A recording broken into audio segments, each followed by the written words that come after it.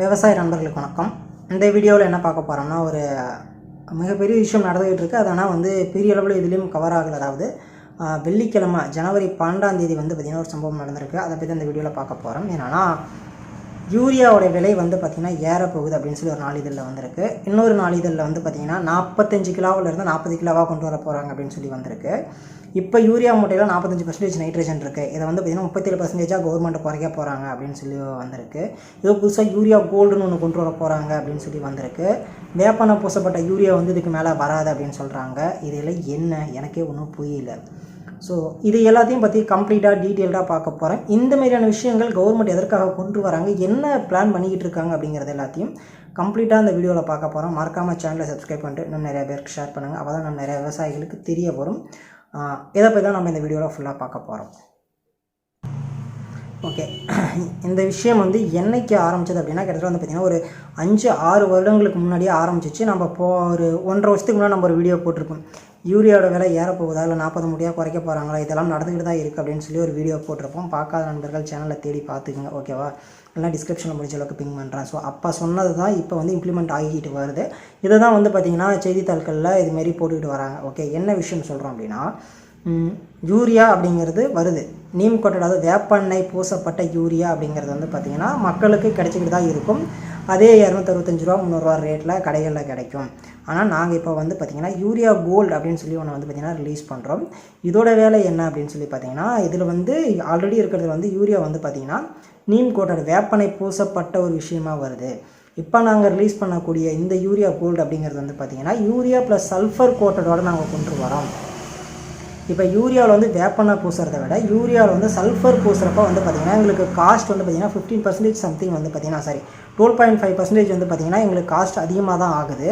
அப்படி கணக்கு பண்ணி பார்க்குறப்ப நாங்கள் சல்ஃபர் கோட்டட் யூரியா பார்த்திங்கன்னா ஒரு 600 ரூபா பக்கமாக நாங்கள் கொடுக்க வேண்டிய ஒரு நிலைமை இருக்குது. 600-670 ரூபாய்க்கு பக்கமாக கொடுக்கணும். ஆனால் அந்த உரத்தையுமே பார்த்திங்கன்னா நாங்கள் விவசாயிகளுக்காக அதே 300 ரூபா ரேட்டில் கொடுக்குறோம் அப்படின்னு சொல்லி கவர்மெண்ட் சொல்லியிருக்காங்க. அந்த 45 கிலோவில் கொடுக்க முடியுமா அப்படின்னா எங்களால் கொடுக்க முடியாது. இதை நாங்கள் 40 கிலோ மூட்டையாக மாற்றி உங்களுக்கு நாங்கள் கொடுக்குறோம். அதே 300 ரூபாய்க்கு கொடுக்கறதுக்கான வேலைகள் நடந்துக்கிட்டு இருக்குது. இப்பொழுதைக்கு நாங்கள் பார்த்திங்கன்னா இந்த யூரியா கோல்டு அப்படிங்கிறத பார்த்திங்கன்னா மார்க்கெட்டில் லான்ச் பண்ணுறோம். நல்லாவே விவசாயிகள்கிட்ட போய்கிட்டு இருக்குது. அதுவும் முக்கியமாக பார்த்திங்கன்னா தானிய பயிர்கள் பண்ணிகிட்டு இருக்கக்கூடிய விவசாயிகள்கிட்ட நல்லாவே வரவேற்பு இருக்குது அப்படின்னு சொல்லியிருக்காங்க. ஓகேங்களா? இதுதான் பார்த்திங்கன்னா கவர்மெண்ட் சைட்லேருந்து கொடுத்துருக்கக்கூடிய ஒரு கிளாரிஃபிகேஷன். இந்த யூரியாவுக்கான விஷயங்கள், இதுக்குள்ளே இன்னும் என்ன விஷயங்கள் இருக்குது அப்படின்னு சொல்லி பார்ப்போம். நம்ம இப்போ லாஸ்ட் வீடியோவில் கூட ஒன்று போட்டிருந்தோம். ஓகேங்களா? அந்த குறிப்பிட்ட ஒரு தீவனத்தை பயன்படுத்தும் போது கால்நடைகளுக்கெல்லாம் அதிகமாக பிரச்சனை வருது, இதில் யூரியாவோட கண்டென்ட் அதிகமாக இருக்குது அப்படின்லாம் சொல்லியிருந்தோம். ஸோ ஒரு விஷயம் நம்ம புரிஞ்சுக்கிறோம். கவர்மெண்ட் கம்பெனிகளுக்கு இவ்வளோ யூரியா அப்படிங்கிற தனிப்பட்ட முறையில் கொடுத்துக்கிட்டு இருக்காங்க. அதையும் தாண்டி யூரியாக்கள் பார்த்திங்கன்னா கொள்முதல் பண்ணப்படுது. யூரியாக்கள் அதிகமாக பார்த்திங்கன்னா பயன்படுத்தப்படுது. இப்போ கவர்மெண்ட் என்ன பண்ணியிருக்காங்க அப்படின்னா, அந்த சல்ஃபர் கோட்டட் யூரியாவையும் நீம் கோட்டட் யூரியாவையும் வச்சுருக்காங்க. இப்போ இவங்க நீம் கோட்டட் யூரியா அப்படிங்கிறதுனால தீவனத்துக்கு பார்த்திங்கன்னா எப்படி வேணாலும் வாங்கிட்டு தீவனமாக இருக்கட்டும், எந்த இதுவாக இருந்தாலும் வாங்கி கொண்டு போயிட முடியுது. இதே சல்ஃபர் கோட்டட் யூரியா அப்படிங்கிறப்ப இதை அது மாதிரியான விஷயங்களுக்கு பார்த்திங்கன்னா அவங்களால பயன்படுத்த முடியாது. மொத்த யூரியாக்களையுமே பார்த்திங்கன்னா அரசாங்கத்தில் இருந்தால் கொள்முதல் பண்ண முடியும் அப்படின்னு சொல்கிறாங்க. இது மூலயமா அரசாங்கத்துக்கு இழப்பீடு ஏற்பட்டிருக்கு. அப்படி நீம் கோட்டட் யூரியாஸ் வெளியே இருந்து கள்ள சந்தைகளில் விற்பனை பண்ணிடுறாங்க ஒரு சில பகுதிகள். அப்படிங்கிறதுனால இதுமாதிரி பிரச்சனைகள்லாம் போயிட்டு இருந்து இப்போ ஓரளவு எல்லாம் கண்ட்ரோலில் கொண்டு வந்துட்டாங்க. நாங்கள் இதுக்கு மேலே பெரும்பாலும் பார்த்திங்கன்னா சல்ஃபர் கோட்டட் யூரியாவை தான் பார்த்திங்கன்னா மார்க்கெட்டில் கொடுக்க பார்ப்போம். ஏன்னா யூரியா பெரும்பாலும் விவசாயிகள் அதிகப்படியாக பயன்படுத்திக்கிட்டு இருக்காங்க. சல்ஃபர் கோட்டட் யூரியாவாக போகிறப்ப பயிர்களுக்கு ரொம்ப நலனாக இருக்கும் அப்படின்னு சொல்லியிருக்காங்க. நியூஸ் பேப்பர் கட்ஸில் என்ன சொல்லியிருக்காங்க அப்படிங்கிறதையும் பார்த்துக்கோங்க. நியூஸ் பேப்பரில் என்ன போட்டிருக்காங்கன்னா, வேம்பு பூசிய யூரியா உர விலை எவ்வித மாற்றமும் இன்றி அதே விலையில் விற்பனை செய்யப்படும் அப்படின்னு சொல்லிட்டாங்க. இது 12.5% பார்த்திங்கன்னா அதிகமாக இருக்குது. அதை நாங்கள் குறைச்சி கொடுத்துருக்கோம் அப்படின்னு சொல்லியிருக்காங்க. இது எப்படி ஆரம்பித்ததுன்னா, சமாஜ்வாதி கட்சியுடைய எக்ஸம் ஒரு பர்சன் பார்த்திங்கன்னா பார்த்திங்கன்னா ட்விட்டரில் பார்த்திங்கன்னா ஒரு போஸ்ட் போட்டிருந்தாங்க. இதுமாரி யூரியாவோட பார்த்திங்கன்னா விலை அதிகரிக்க போகுது, மூட்டை குறைய போகுது, 45 கிலோ 40 கிலோ குறைய போகுது அப்படின்னு சொல்லி எல்லாம் போயிட்டு இருந்துச்சு. ஸோ அதற்கு கிளாரிஃபிகேஷன் கொடுக்குற வகையில் தான் ஃபெர்டிலைசர் டிபார்ட்மெண்ட்லேருந்து இந்த ஒரு இன்ஃபர்மேஷன் கொடுத்துருக்காங்க. இது மாதிரி யூரியாவோட நாங்கள் சல்ஃபர் கோட் பண்ணி கொடுக்குறோம். இது பார்த்திங்கன்னா 37% நைட்ரஜன் உரத்தோடையும் 17% சல்ஃபர் உரத்தையும் கலந்து இருக்கும். சல்ஃபர் உரம் இதில் வரதுனால காய்கறி பயிர்களாக இருக்கட்டும், எண்ணெய் விந்துக்கள் பயிர்களுக்கு இதை பயன்படுத்தும் போது விவசாயிகள் வழக்கத்தோட லாபத்தை அதிகமாக பார்க்கலாம். அதுவும் நாங்கள் அதே விலையில் கொடுக்குறப்ப இன்னும் லாபம் விவசாயிகளுக்கு வரும்னு சொல்கிறாங்க. ஓகே, சல்ஃபர் இதை பற்றி பார்த்துருக்கிறோமே. ஸோ சல்ஃபரோட பயன்கள் என்ன அப்படின்னு சொல்லி பார்த்துருவோம். பச்சைத்தன்மை தோன்றுவதற்கும் புரத சத்துக்கள் வந்து பார்த்திங்கன்னா உருவாக்குறதுக்கும் இது பயன்படும். வேர் முதிர்ச்சியாக இருக்கட்டும், மக்காசோளத்தில் அந்த கதிர் முதிர்ச்சின்னு சொல்லுவோம் இல்லையா, அந்த கதிர் முதிர்ச்சியாக இருக்கட்டும், கடலையில் முதிர்ச்சி அடைகிறதாக இருக்கட்டும், நல்லா பெருசாக சைஸாக கலராக வரதாக இருக்கட்டும், ஆயில் கண்டென்ட்டை பயிர்களுக்கு அதிகப்படுத்தி கொடுக்கறதுக்கு. இப்போ கடலையெல்லாம் வந்து பார்த்திங்கன்னா ஆயில் கண்டென்ட் உள்ளது ஓகேங்களா, அதில் ஆயில் கண்டென்ட்டை அதிகப்படுத்தி அதோட ஈல்டு அதிகப்படுத்தி கொடுக்கறதுக்கு. வின்டர் ஹார்ட்னஸ், அதாவது பார்த்திங்கன்னா வெயில் காலங்களில் வரக்கூடிய பிரச்சனைகளை தாக்கு பிடிக்கிறதுக்கு.